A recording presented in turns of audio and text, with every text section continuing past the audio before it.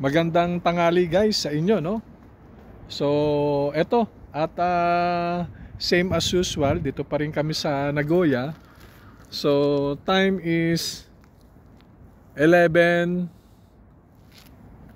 o'clock na, no? Tanghaling tapat na rito, guys. So, medyo malamig pa rin kahit malakas yung sikat ng araw. So, guys, may nagpahabol sa akin. Actually, merong nag-comment sa akin. Ito naman ay lalaki, no? Kasi malimit yung nagko-comment, puro babae, nangihingi ng advice, puro babae. So, ito naman lalaki. Kaya nga natutuwa ako eh.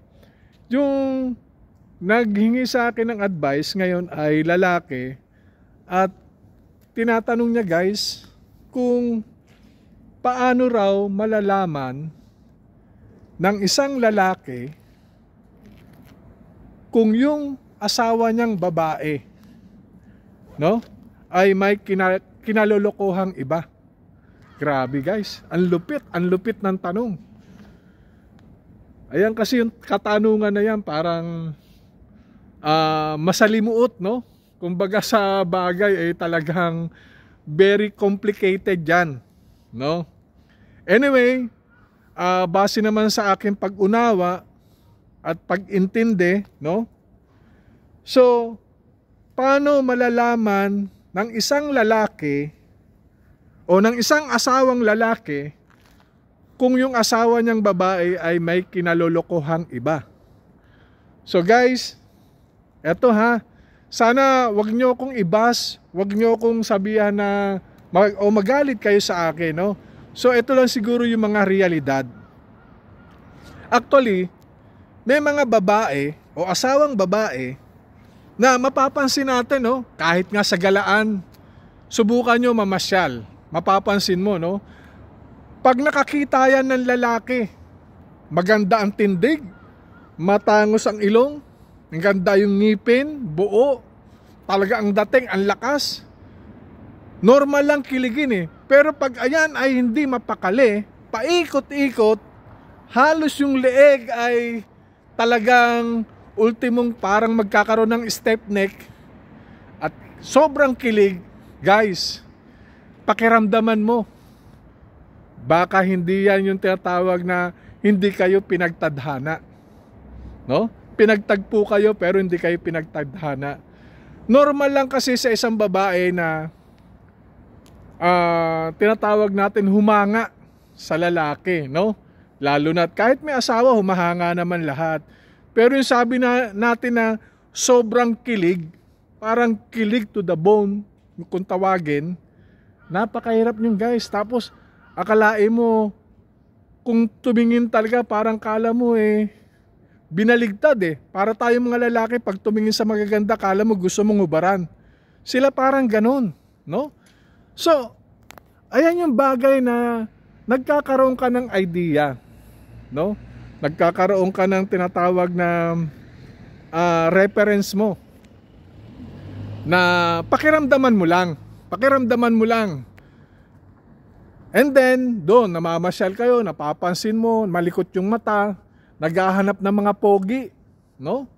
Naghahanap ng pogi kahit doon sa kainan, halos hindi manguya-nguya yung kinakain, di malunok-lunok kasi nakatingin doon sa pogi.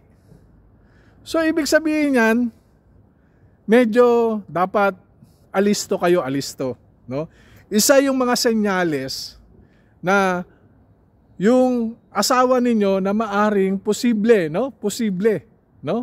Na magloko, no? Hindi ko naman sinasabi lahat. Baka naman yung mga iba paghahanga lang, pero actually may mga iba kasi iba. Lalo na yung mahilig sa mga nightlife, yung social life, mahilig dyan. Nako, Diyos ko. Maraming nakikilala, no? Maraming nakikilala na tayong mga lalaki pinababayaan natin. Minsan, aalis, mga around 6 o'clock PM na aalis, may pupuntahan ganito, at makikipag-meet sa mga kaibigan. Tayo naman mga lalaki, dahil sa tiwala, pinagbibigyan natin, hindi natin chine-check kasi ando na yung tiwala eh. Ngayon, mamumulat-mulat ka na lang na parang kakaiba na yung nangyayari, kakaiba na. Meaning to say, halos yung cellphone niya, hindi niya na mabitawan. Maya't maya, parang busy sa cellphone. Imbis na asikasuhin ka sa loob ng bahay, panay cellphone. May time pa yan, napapansin mo, merong kausap. Galit pa pag iniistorbo mo. So, ayun yung mga bagay na makakapag-isip ka eh. Iba na yata to. Iba na yung nangyayari. Kasi nga, mahilig siya sa mga galaan. Pinapayagan natin. Kung minsan umuwi na 10 oras ng gabi. Ayun ba yung tinatawag na isang normal na babae? Isang pamilyado na babae na kung umuwi ka ay 10 oras ng gabi? Mali yun. Mali. Kaya nga, sabi ko sa inyo eh, panglabas na kaanyuan lang yan. Nakikita nyo, magandang lalaki, makisig, no? Talagang ang galing sa forma. Lahat yan, maglalaho balang araw. Pero ang tunay na pagmamahal, guys, kahit kailan pa man, no? Hanggang sa dulo ng iyong hininga, andun pa rin yan. Kaya, kung mapapansin nyo, yung mga asawa natin babae, na panay text o may mga ka-textmate, at ang hirap buksan ng cellphone nila, may mga password yan. Hindi basta-basta mabubuksan yan, kasi magagaling yan eh. Ngayon, kaya nga, maraming mga mag-aasawa o magpapamilya na nauuwi sa hiwalayan. Kaya nga, mapapansin mo, minsan, dati niyang hindi ginagawa niya na guys. Andyan na yung sobra-sobra ng forma, sobra-sobrang pabango, halos kahit ilan laba, na andun pa rin yung amoy ng pabango niya eh. At saka wala siyang iniisip o inaasikaso kundi yung sarili niya lang. Kasi nga nabarkada na siya, pinabayaan mo, nabarkada na. So sa pagbabarkada niya, kasi may mga tinatawag na barkada na good influence at saka bad influence eh. Paano yung kung sakasakaling ito ay nagkaroon siya ng barkada na kung sabihin na lang natin o matatawag natin na bad influence? Kasi diyan nawawasak ang samahan ng isang pamilya eh. Pag may nakilala na ang commander natin o misis natin na iba, at yung mga ibang lalaki naman magaling magpanggap eh, magaling magpanggap. Kahit sampal-sampalin mo ng ilang beses, hindi imik yan. Puro gentleman ang bigay niyan sa'yo. Makuha ka lang yan. Ngayon, pag nakuha niya na yung gusto niya sa'yo, ikaw na ang susunod-sunod sa kanya. Ganun lang yung kasimple. Kaya, kung napapansin mo, na yung misis mo, iba na yung kinikilos niya, ikukumpara mo doon sa mga dati yung pagsasama, nawawala na yung pagpapahalaga sa'yo, hindi ka na inaasikaso sa umaga o sa pang-araw-araw na gawain, no? Mas inuuna pa yung cellphone, mas inuuna pa yung mga bagay, mga kaibigan niya, konting tawag, o punta ka rito, birthday ni Kwan, ni ganito, takbo naman yung asawa nyo. Kayo naman mga lalaki, o tayo naman mga lalaki, hindi natin chinecheck eh. O sige. Kasi nga, iniisip nila, okay lang naman sa asawa ko eh. Pinagbibigyan ako. Binibigyan ako ng laya, okay naman. Ngayon kasi guys, kapag ang asawa nating babae, ay lagi natin binibigyan ng laya sa ganung bagay at hindi natin chinecheck. At minsan, chinek natin guys, actually, ikinakasama pa nila eh. So ikinakasama nila, hindi nila binibigyan to ng bagay na maayos, no? Ibig sabihin yun, parang yung pag-check mo sa kanila, parang ikinagagalit nila eh. Kasi hindi naman sila sanay nung una pa eh. Hindi mo naman siya chinecheck nung una pa na ginagawa niya yon, na kung umalis siya ng bahay is laging gabi o 6 PM, no? Malimit, ayan yung tinatawag na alisan 6 p.m. Tignan mo yung oras mo. Then, babalik yan. Minsan, swerte ng alas 10 p.m. May time pa nga yan pag medyo napasarap-sarap yung kwentuhan nila ng mga kaibigan niya. Madaling araw na yan. Pag sinita mo naman, galit pa sa'yo. Ayun yun guys. Ngayon, mas maganda para sa akin dun sa humingi ng paliwanag, no? Kung paano malalaman kung yung asawa niyang lalaki ay meron ng kinababaliwang iba. So ayun na yun. Ngayon mag-usap kayo, kausapin mo siya. Sabihin mo yung ayaw mo. Ipaliwanag mo na eto, gabi-gabi ka na lang umaalis. At hindi naman sana dapat mong gagawin yan kasi may mga anak ka na yung anak natin na dapat mong asikasuhin. Okay lang ako kahit di mo ko asikasuhin, kaso yung mga bata, bigyan mo ng pansin. So maging prangka ka, wag lang yung tahimik ka. Tahimik ka nga, ikaw naman nagdadala yung bigat ng damdamin mo. Gusto mo ba yun? I-open up mo sa kanya. Ngayon, kung sakasakali at may natuklasan ka, sample lang, may natuklasan ka na tama yung kutob mo, na sinasabi nga, meron nga siyang iba. No?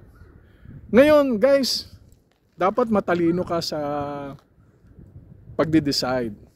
Ang desisyon kasi pinag-iisipan niya ng maraming beses lalo na't kung may mga bagay na maapektuhan, especially yung mga anak mo. Kapag nakita mo o napansin mo, no?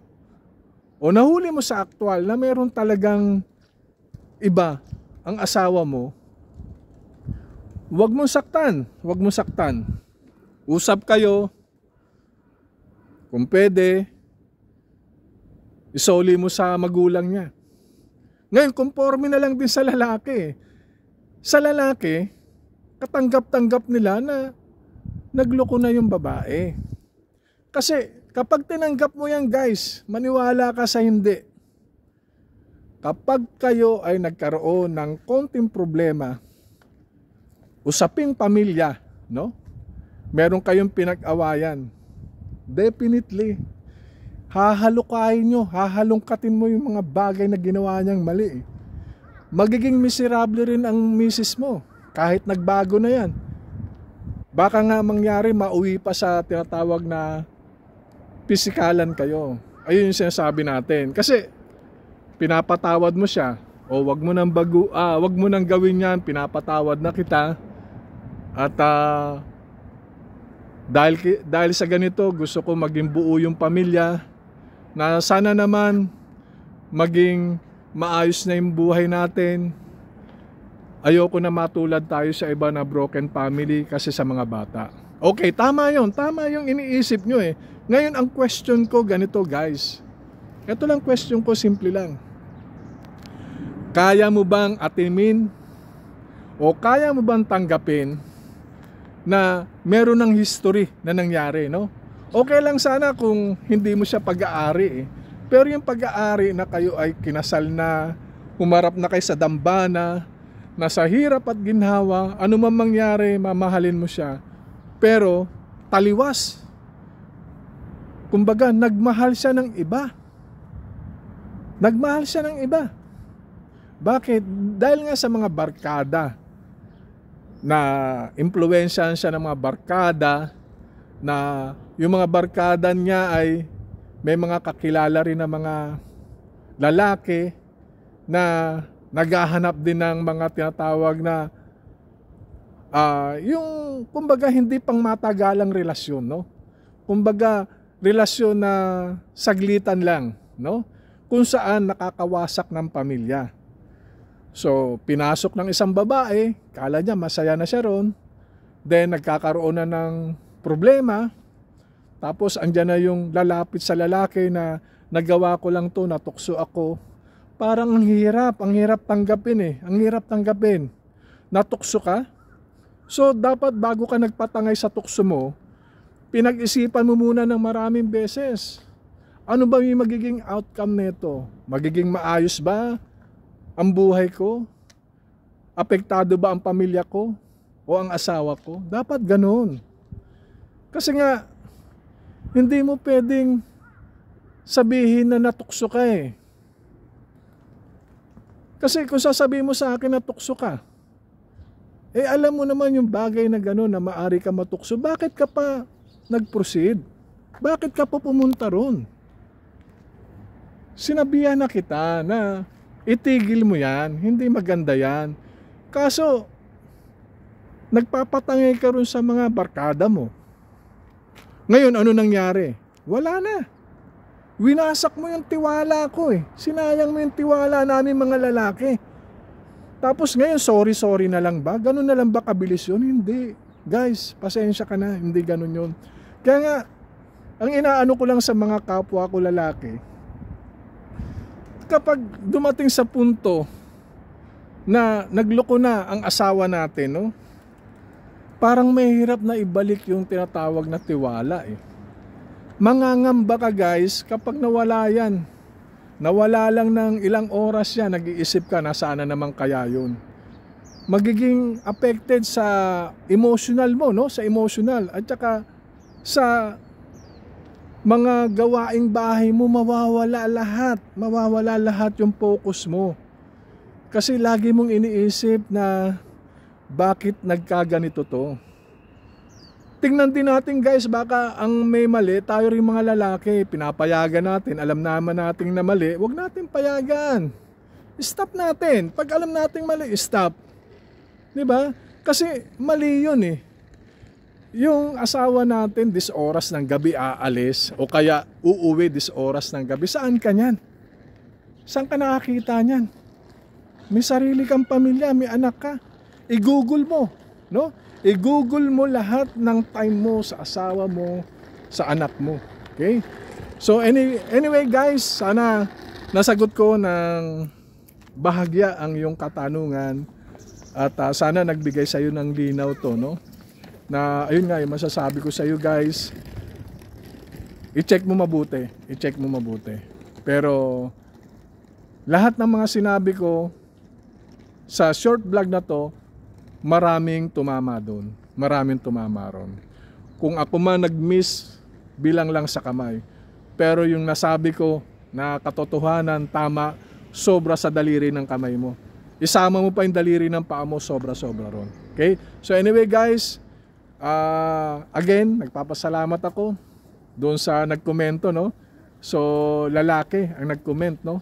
At nagbigay ng siguro hindi ko alam kung nangyari sa buhay mo yan, pero maraming salamat at binahagi mo sa amin yung mga katanungan na gano'n na which is nangyayari sa realidad na buhay. Okay guys, at shout out muli ako, no? Sa lahat dyan, sa mga kaibigan ko sa Pasay, sa Dalisay team, at kamusta kayo dyan lahat? At ingat kayo lagi. Sila paring Binjola, no? Chief Engineer Lokyas, bukang bibig ko to, lahat ng vlog ko sila eh. Kasi actually nakita ko kasi sila kung paano sila sumuporta, no? Kung paano sila tumangkilik ng mga short vlog ko. At the same time, nakita ko rin yung kabutihan nila at paano sila mag-manage ng tao sa barko. Hindi lang naman sila, marami pa, hindi ko lang nababanggit na mga pangalan. At marami kaming maayos at mabubuting crew. At salamat sa inyong lahat dyan, no? So sana sa ngayon, sa pagsimula ng taon, sana maging mapayapa lahat at maging maluwag sa atin lahat, no? At bigyan tayo ng mahabang blessings na ating tatahakin o haharapin sa pang-araw-araw. So anyway guys, maraming salamat and see you on next vlog, no? Salamat. Bye-bye.